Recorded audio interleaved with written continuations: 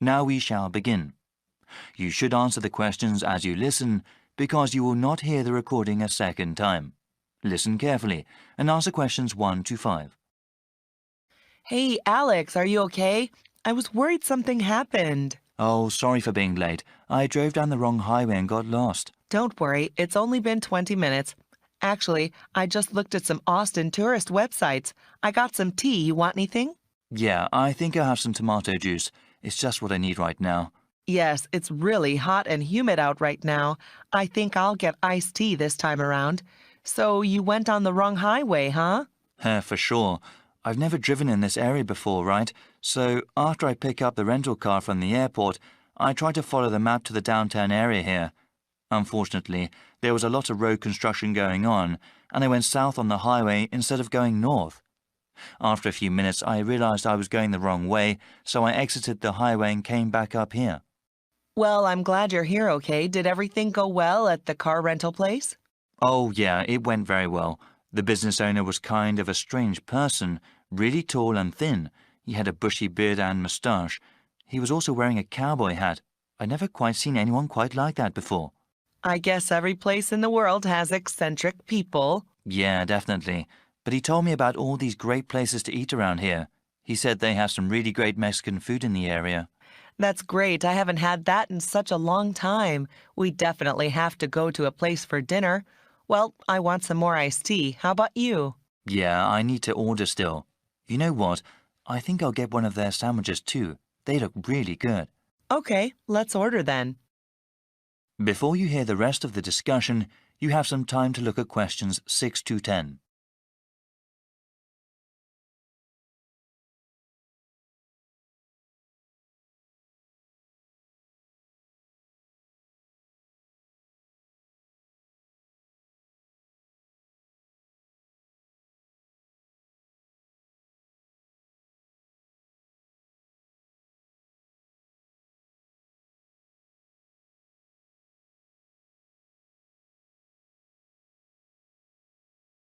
Now listen and answer questions 6 to 10.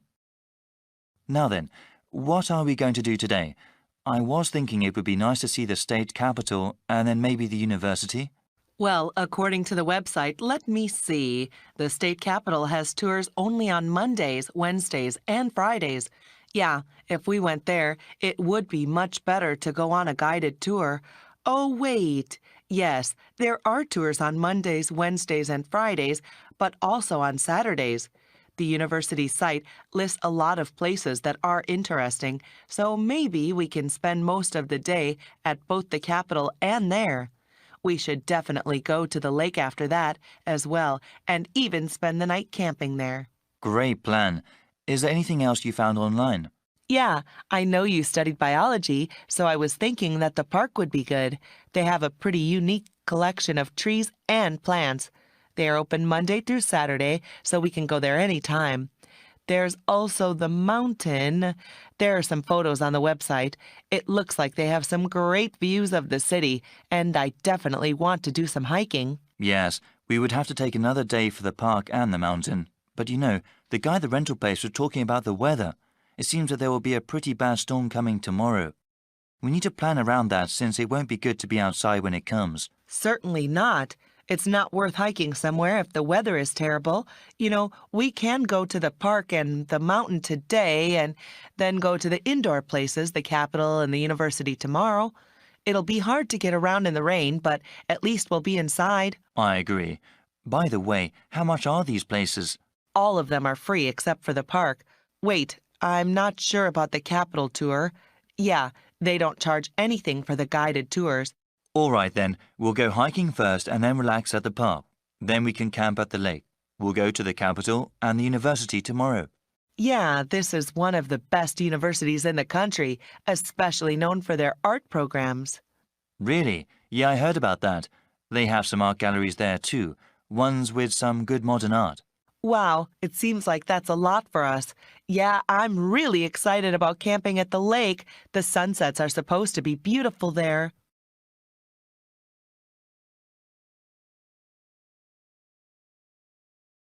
That is the end of part 1. You now have half a minute to check your answers.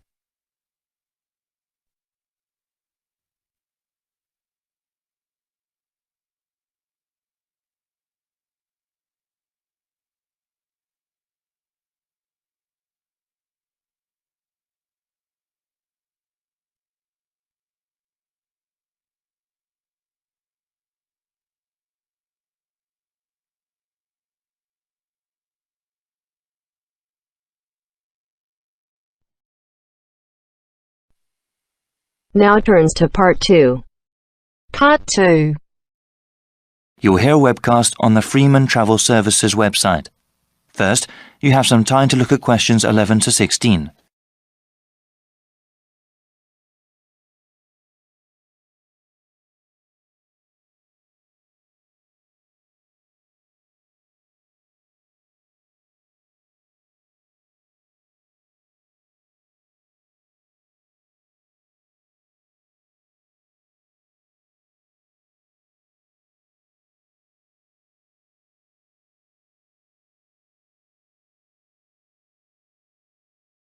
Now listen to the first part of the webcast and answer questions 11 to 16. Welcome to the Freeman Travel Services website. We appreciate your visit. Please listen to this introductory webcast for general information. You can click another link at any time. For webcasts in other languages like Spanish or German, please click on the links above the media player. From this website, you can access audio information on our latest travel offers. If you have already made a reservation with us previously and would like to check on its status, please click on the reservations link in the upper right-hand corner of the page. We also have information regarding our new line of Extreme Tour packages. Thank you for choosing Freeman Travel Services as your guide. This webcast will explain our recently developed line of Extreme Tour packages. These special vacations were made for those with adventure in mind. We have already gotten awards from a highly regarded travel agency association for these tours. Here at Freeman, we want to help you create memories that last a lifetime. These are not your everyday ordinary tour packages. On these excursions, you will have the chance to challenge yourself and grow as a person. How many other travel agencies can claim to help you do that? We currently offer extreme tours on 3 different continents. In South America, we have programs in Brazil, Peru, and Argentina. In Southeast Asia, you can go to Thailand or Vietnam. Finally, we just recently started selling spaces for tours in Australia. We also plan to offer more locations around the world in the coming year. Please check this website for future updates. There are highly trained people guiding you on every one of our tours. For those independent travelers, don't worry, there are plenty of opportunities available to explore on your own. Whenever you purchase one of our tour packages, we do our best to accommodate you. Round-trip airfare to your destination is included, along with any accommodation and transportation needed in that country. We don't include food or any sort of entertainment in the price. We know that our customers often want to discover these things by themselves. Before you hear the rest of the webcast, you have some time to look at questions 17 to 20.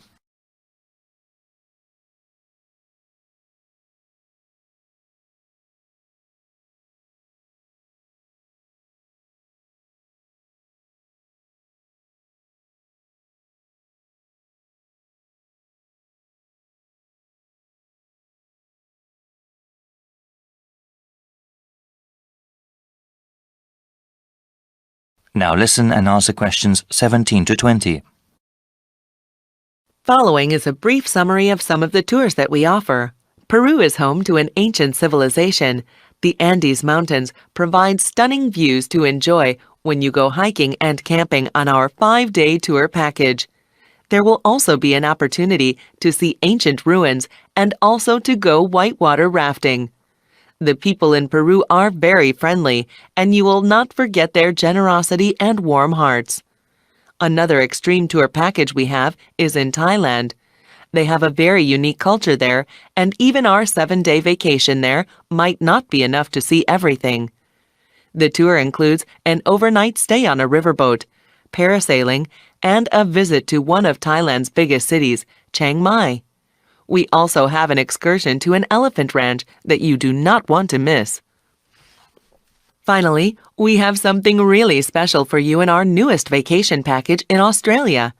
We have over 2 weeks of activities, that is 14 days, which take you from the Gold Coast to the Outback and to some of the continent's most exciting places. Go on this tour if you want to scuba dive with thousands of tropical fish at the Great Barrier Reef. See the awesome beauty of Australia's deserts and party in some of the best clubs and bars in the country. Thank you for considering Freeman Tours. I invite you to look at the comment board on this website. There you can read the testimonials of all the people who have gone on our tours.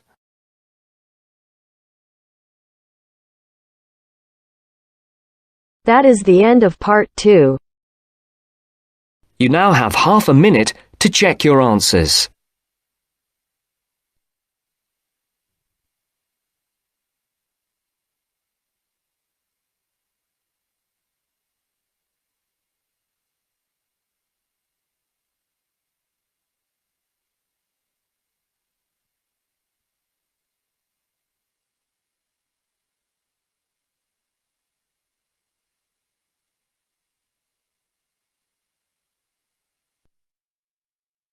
Now turns to part 3.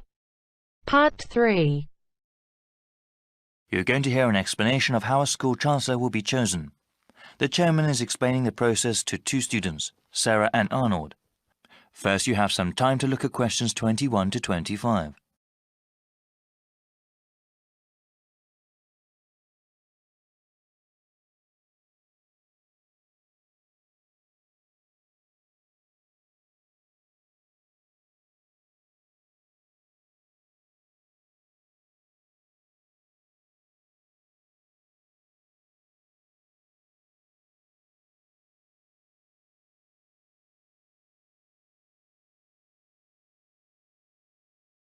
Now listen carefully and answer questions 21 to 25. Good evening, everyone. I hope you've both taken a look at the documents given to you. As student members of the University Chancellor Selection Committee, you will help to select a new chancellor for our university. This person will be responsible for the operations, academics, and budget of the university. Today, I want us to talk about getting feedback from other students and about the selection process. Okay, so what exactly will our roles be? You both are full members of the committee representing the interests of the student body. When we go over the applicants for Chancellor, your votes will count the same as other committee members. The same as other faculty and administrators? Okay. Indeed. It is important to have student input in the selection process. That will be part of your duties as committee members, to talk to the student body and get a feeling for what they want in a new Chancellor. You will report back to me, the committee chairman, and then talk to the rest of the committee. I suggest that you contact the student newspaper and ask them to do some sort of survey. You both can also talk to the heads of various student organizations and gauge their opinions. All right, what sort of questions should we ask? Well, if you know of any issues important to the student body as a whole, you can ask them about that. I know that there was a recent increase in student fees.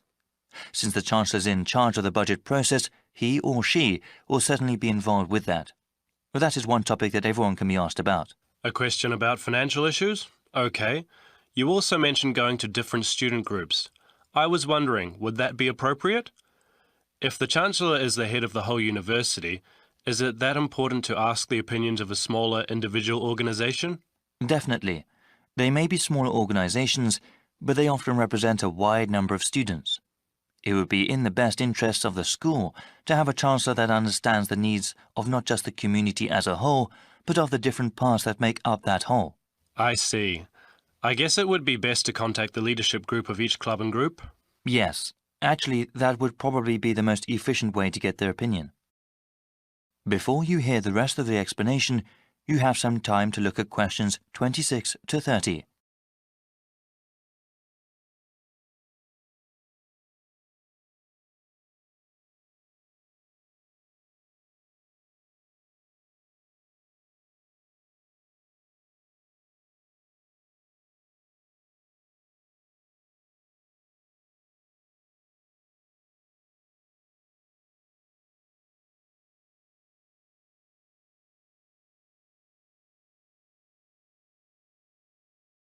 Now listen and answer questions 26 to 30. After you get a feel for what the student body thinks, I would like you to create a report for me. As chairman, I am responsible for making sure the different views of the students, faculty, and the administration are heard. So what happens after we submit our report to the rest of the committee? We'll start with the rest of the selection procedures. We have an open process, meaning anyone who wants to can apply to be Chancellor. That way, we will have the widest available pool to choose from. Of course, the first step will be to narrow down the field of applicants. Looking at their background and work experience, we will end up with 15 candidates. There will be further background checks on the remaining candidates. These checks include talking to the references a candidate has listed, as well as asking about them at any previous institution they may have worked at. This is quite a rigorous process, isn't it? It has to be. The Chancellor represents the university, so we need the best qualified person. After the background checks, we will contact candidates and ask them to come in for an interview before the committee. I remember hearing that we'll also be sitting in on those interviews. It'll be difficult to think of good questions to ask all those candidates. Well, I think the committee as a whole will do that. Okay. That sounds like the best way. Yes, it's quite a rigorous interview process. Each candidate will have to come in a second time. The final 5 candidates will then be asked to come in a third time and actually interact with some of the community members here. After the committee chooses the finalist, that one name will be sent to the Board of Trustees to be approved. They will also go over the candidate's material before having an up or down vote on him or her. Then that person becomes the Chancellor of the university? It is good to have so many people working together on this. I'm sure we'll find a great Chancellor. Yes, actually there are many interesting stories about past selection committees. That is the end of part 3. You now have half a minute to check your answers.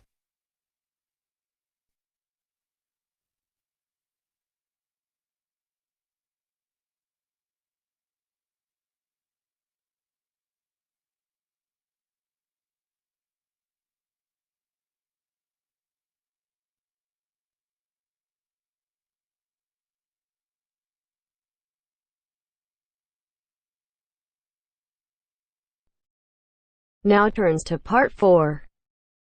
Part 4. You are going to hear a lecturer giving a talk on archaeology. First, you have some time to look at questions 31 to 40.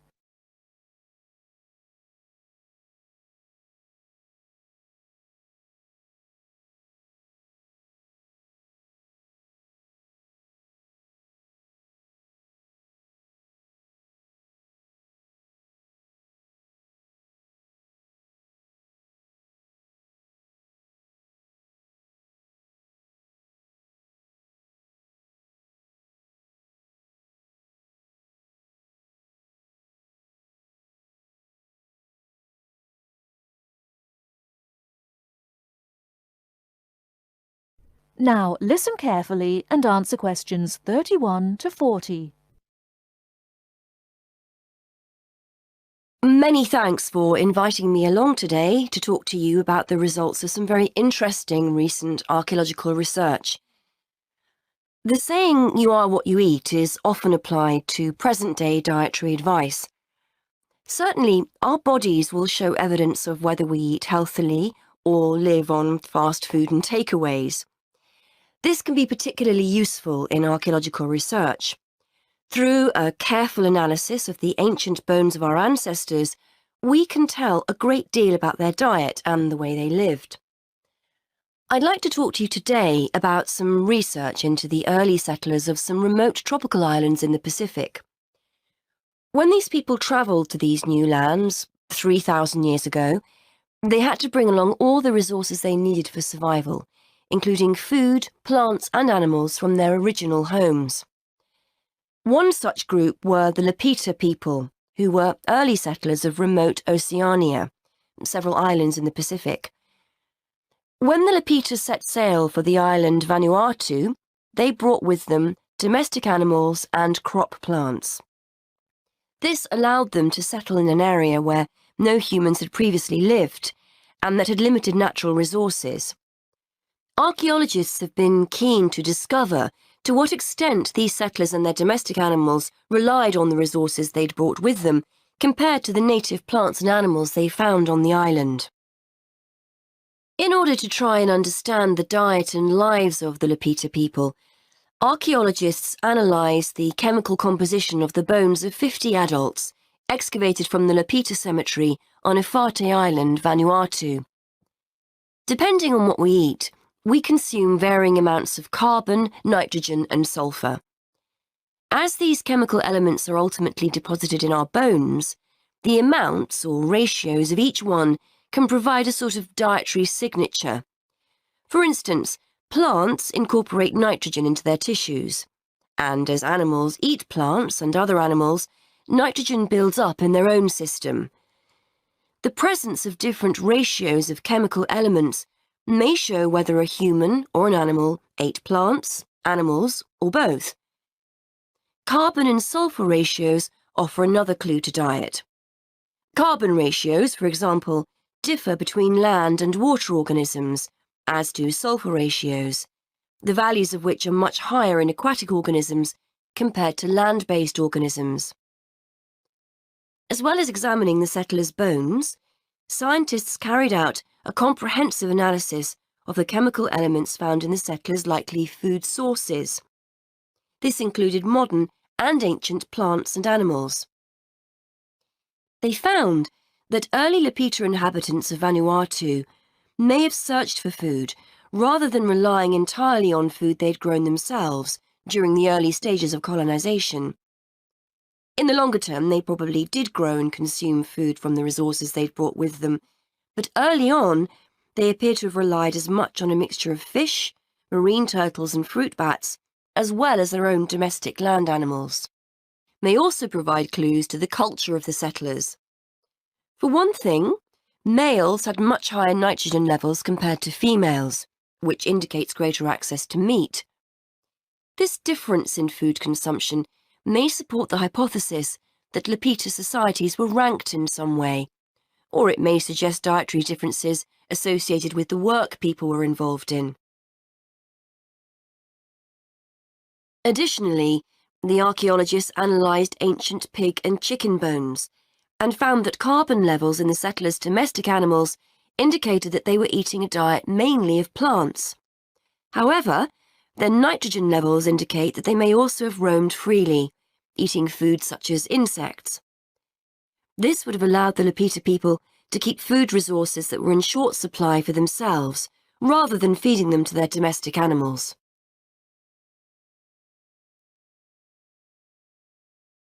That is the end of part 4. You now have half a minute to check your answers.